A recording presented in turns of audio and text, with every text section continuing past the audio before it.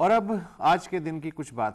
30 مارچ 1970 کو پاکستان کے دوسرے فوجی صدر جنرل یحییٰ خان نے نیا آئین تشکیل دینے کے لیے ایک عبوری آئینی خاکہ جاری کیا۔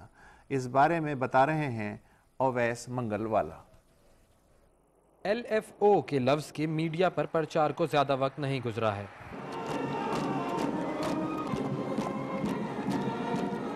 اگست 2002 میں پاکستان کے صدر جنرل پرویز مشرف کی جانب سے لاگو کیے جانے والے لیگل فریم ورک آرڈر کے تحت ملک کے آئین میں کئی تبدیلیاں کی گئیں۔ اسی سال اکتوبر میں ہونے والے انتخابات کے بعد اس LFO کو پارلیمنٹ سے منظور کروانے اور اس کے کئی نکات کو آئین کا حصہ بنانے کے لیے 17ویں ترمیم کا سہارا لیا گیا۔ جو پیش رفت ہوئی ہے مگر پاکستان کی تاریخ کا یہ پہلا LFO نہیں تھا۔ 30 مارچ 1970 کو اس وقت کے صدر جنرل یحییٰ خان کی جانب سے بھی ایک LFO جاری کیا گیا تھا، جس کی ضرورت یحییٰ خان کی طرف سے 1962 کے آئین کی منسوخی کے بعد انتخابات کروانے کے لیے پیش آئی تھی۔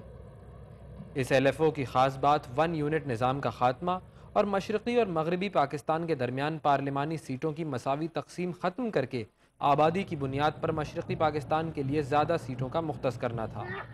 اس قدم کا مشرقی پاکستان کے عوام کی طرف سے خیر مقدم کیا گیا۔ اس کے علاوہ اس LFO میں اس بات کو بھی خاص طور پر واضح کیا گیا کہ پاکستان ایک وفاقی جمہوریہ ہے جس کی تمام تر پالیسیاں اور مستقبل میں بننے والا آئین اسلامی اصولوں کے مطابق ہوگا۔ آئین ساز اسمبلی کو آئین کی تیاری کے لیے 120 دن کا وقت دیا گیا۔ LFO کے تحت صدر نے آئین کی تشریح اور تبدیلی کا اختیار اپنے پاس رکھا تاکہ وہ کسی بھی ایسی آئینی شق کو منسوخ یا تبدیل کر سکیں جو ان کے خیال میں ملکی مفاد اور اسلامی اصولوں کے مطابق نہ ہو۔ دلچسپ بات یہ تھی کہ ان کے کسی ایسے حکم پر کسی عدالت میں اعتراض بھی نہیں اٹھایا جا سکتا تھا۔ لیکن اکثر سیاسی مبصرین کا خیال ہے کہ اس LFO کی مدد سے جنرل یحییٰ خان مضبوط صدارتی اختیارات کے بل پر پاکستان میں طویل عرصے حکومت کا خواب دیکھ رہے تھے، لیکن یہ خواب پاکستان کے 2 ٹکڑوں میں بٹنے کے ساتھ ہی چکنا چور ہو گیا۔ اویس منگل والا، ڈان نیوز۔ پاکستان کا پہلا LFO۔ اور اب ایک آخری بات۔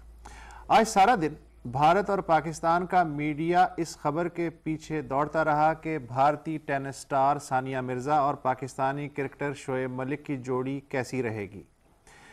ثانیہ کو پاکستان کا ویزا کب ملے گا، کتنے دن کا ملے گا اور کہاں کہاں کا ملے گا؟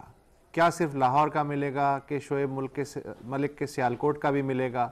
کیا صرف ثانیہ کو ملے گا یا ان کے والد کو بھی ملے گا؟ والد کو مل گیا اور والدہ کو نہ ملا تو کیا ہوگا؟ اور اگر صرف ثانیہ کو مل گیا اور والدین کو نہ ملا تو کیا ہوگا؟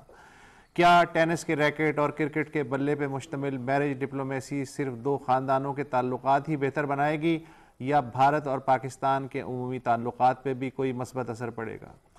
خدا نہ خواستہ یہ شادی کسی وجہ سے رک گئی یا ٹل گئی تو اس کے رد عمل میں کیا بھارت پاکستان کا مزید پانی روک لے گا یا پاکستان اس کے بدلے مزید بھارتی مچھیرے پکڑ لے گا؟ میڈیا کے نیوز رومز میں یہ بحث بھی چھڑ گئی کہ ثانیہ شعیب شادی میں سپورٹس رپورٹر جائے گا یا سوشل افیئرز کی رپورٹر اسے کور کرے گی۔ ثانیہ کی خبر کے چکر میں یہ خبر میڈیا پہ بالکل ثانوی ہو گئی کہ پاکستان کے مایہ ناز بلے باز اور سابق کپتان محمد یوسف نے مایوسی کے عالم میں کرکٹ سے ہی ریٹائرمنٹ لے لی۔ بیگانی شادی میں عبداللہ پورا دیوانہ ہو چکا ہے۔ ہمیں آپ کی ای میل کا انتظار رہتا ہے۔ bolo@donnews.tv پہ ای میل کیجئے۔ کل پھر ملاقات ہوگی۔